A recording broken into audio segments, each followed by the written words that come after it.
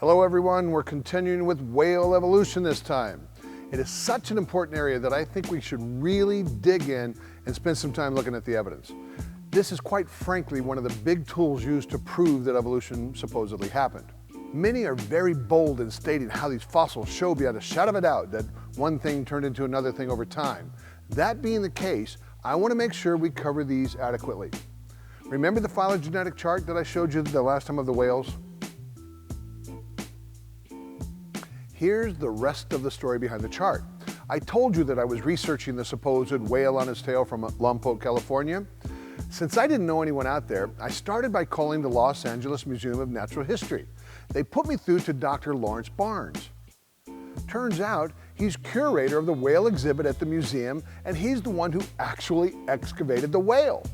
He told me that the whale was not polystrate. Yes, it was standing on its tail, but that's because the entire layer that it was found in had been pushed up and turned up. He then spoke with me about whale evolution and sent me the chart that I've been sharing with you. This could have been very bad. I mean, come on, think about it. The Christians had lied to me. I had actually gone to the source and found out the truth, and they were wrong. But when I took what I had to the creationists, they immediately went to work and they wrote a very in-depth article, and they rebutted everything that had been taught about it. Plus, they also pointed out some of the other issues which I'm showing to you today. Did you notice the sign from the London Museum of Natural History? Did you catch the little slippery word there, suggests? How about at this time, whales were already present in the seas, so we think they evolved from an even earlier Masonichid. Houston, we have another problem, and it's not on the creationist side. Again, same point. How can you have grandchildren living before the parents? I mean, unless we get that time travel thing worked out, I just don't think it's going to work. Take a look at the chart depicting whale evolution again, and you can see what I'm talking about.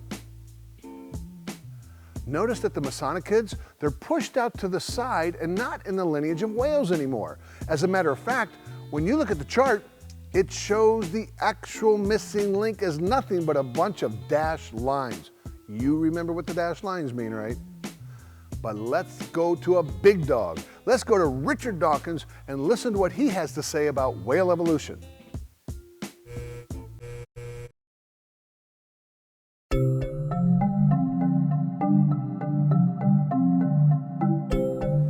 People often say, where are the intermediate fossils? Show us your intermediate fossils. There are plenty of intermediate fossils, and one of the best examples is whales. The modern whales are up there. Here's a series of fossils back in time. Dorodon about 36 million years ago, Rhodocetus about 47.5 million years, Pakicetus about 48.5 million years. And you can see they form a lovely series of intermediates. Do you notice the three transitional forms that he mentions? You have Dorodon, Rhodocetus, and Pakicetus. Let's deal with each of these individually, plus a couple of others that you didn't hear about there, but we want to deal with them anyway.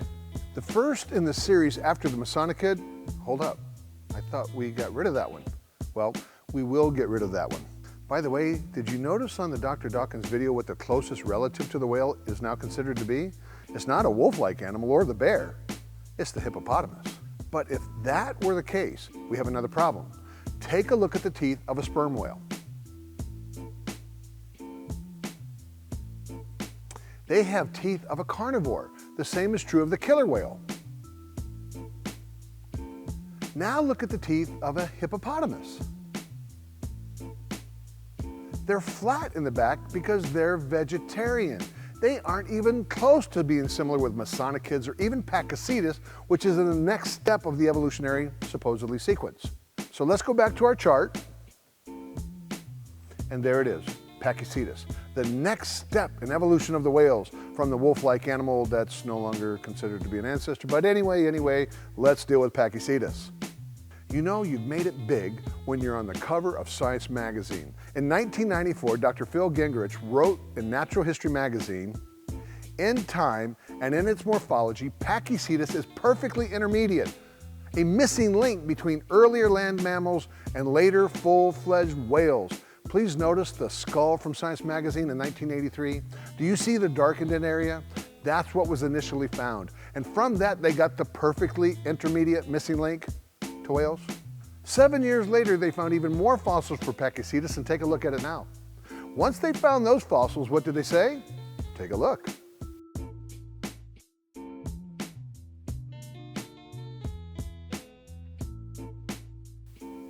Ouch. So Pakicetus doesn't even make the cut either. Next in the running is Ambulocetus, or the walking whale. Dr. Dawkins didn't mention that one, but it's still very popular, and so I think we need to deal with it because it's even in role-playing games. Once again, we have an aquatic mammal transitioning into a whale. What are we going to do? This is from a school textbook. Please notice the words that you don't really see a lot: hypothesized and thought. Take a look at the description for Ambulocetus. Apparently walked on the land. Why would they say that? To answer that, let's take a look at the actual fossil evidence that was found to support this interpretation. Looks pretty good, right? Here's the problem. Do you see the pieces that are speckled? That is what was actually found. Let's get rid of what was not found and see what the actual evidence is. We're told that Ambulocetus moved in the water much like a modern-day whale by moving his body up and down. In order to do that, though, it would have to have had a tail like a whale. Involvement of the tail in swimming requires strong caudal vertebra with a large process for muscle attachment. The problem is that they only found one caudal vertebra, which is almost no processes for muscle attachment. This one caudal vertebra was not even found with the rest of the skeleton. It was referred material. It was found over 15 feet above the rest of the bones. In other words, the whole of the lumbar, pelvic, and caudal parts of the Ambulocetus were constructed from just one lumbar vertebra, one femur, a small piece of the tibia, no fibula, no pelvis, a small piece of the ball of the ankle, and a few foot and toe bones. Listen carefully where Dr. Thwaissen tells us how he knew that Ambulocetus was a whale ancestor. All right, so how do you know this is a whale? We know that this is a whale because of its ear. A piece of an ear is the proof that this animal was a whale. Yeah. Something that caught my attention is the way that the nasal passages were depicted. Mammals have their nasal holes on the tip of their snout. Whales have blowholes. When you look at the reconstruction of Ambulocetus, you can see that it is moving upwards. The blowhole has migrated up the snout about 3 inches. It's a transitional form. Let's take a look at the actual evidence to support that depiction, though. This is what they found. Now let's overlay it with the reconstruction that you see at the museum. Notice anything? How about the fact that they don't have the tip of the snout to know if this animal had nostrils or a blowhole? Listen to what Dr. Thwaissen said when he was asked about this problem. So the shape of the skull is based on the fossils that we have, and so we have the parts that have the eye and the brain case and the back of the snout. We don't have the tip of the snout, which is unfortunate because we don't know where the nasal opening was, therefore. We don't know? Listen again. Unfortunate because we don't know where the nasal opening was, therefore. If you don't know that, then why is it being depicted that way in the first place? And why are you selling casts of it to museums across the globe? That's deception. And as for the ear proving that this was a whale, well, not so fast. Yes, he makes the claim that it's a whale ear, but listen to how he responds when he was asked directly if it could be interpreted any other way. Those related animals all have the nasal opening way in the front, so those related animals would be Pakicetus and Pakicetus. Those have their nasal opening way in the front, so it's likely that Ambulocetus had that too, but we don't know that. This one is just as questionable. If it's questionable, why should we accept it as an evolutionary transitional form when every other feature wouldn't support that? One other characteristic that was claimed to show that Ambulocetus was a whale was the cheekbone. As you can see, whales and dolphins have a very thin cheekbone. Dr. Thewison said that the Ambulocetus had a reduced cheekbone, making it similar with whales. But as you can see from the cheekbone in the picture, it's pretty big. And if having a skinny cheekbone means that you're related to the whale, what's that say about the horse?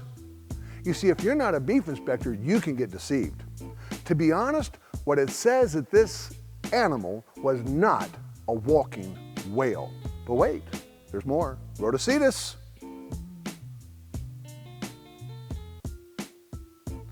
How do we deal with that one? By looking at the actual evidence and critically evaluating it just like we've done with the rest.